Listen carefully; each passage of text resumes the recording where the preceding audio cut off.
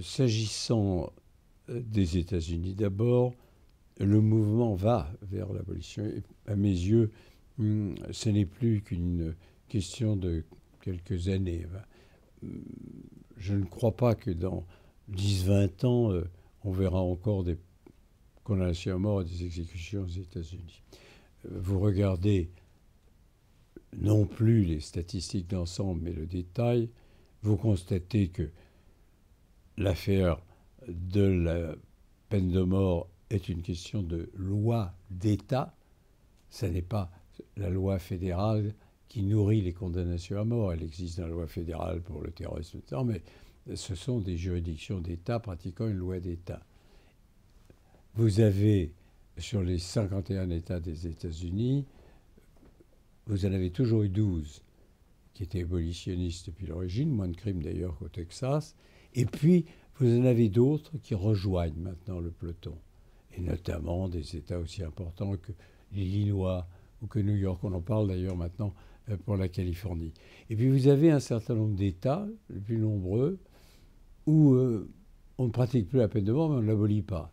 Et enfin, vous avez alors une pratique réelle, dure, d'États qui, eux, recourent à la peine de mort, et c'est le sud des États-Unis. Et dans le sud des États-Unis, ce sont les États du Deep South, à l'exception du Texas, qui demeure alors véritablement la terre d'élection des bourreaux en Amérique, plus de la moitié. Le nombre total diminue.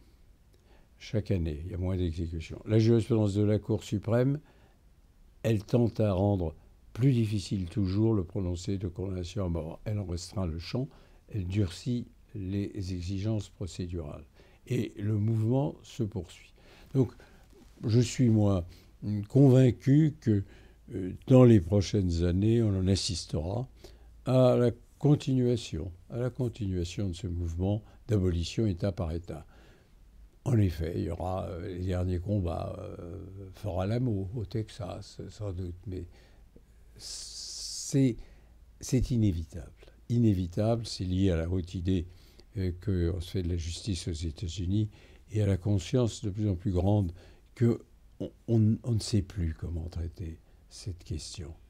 Vous avez même ceux qui disent que ça coûte trop cher, ces procès, cette durée d'incarcération dans les quartiers de condamnés à mort, les multiples recours. Allez, supprimons tout ça et passons purement et simplement à la prison à vie sans possibilité de libération. C'est un autre aspect qui mérite d'être traité, mais ce n'est pas la même chose que l'abolition. Donc vous voyez, je suis prudemment mais résolument optimiste pour les États-Unis.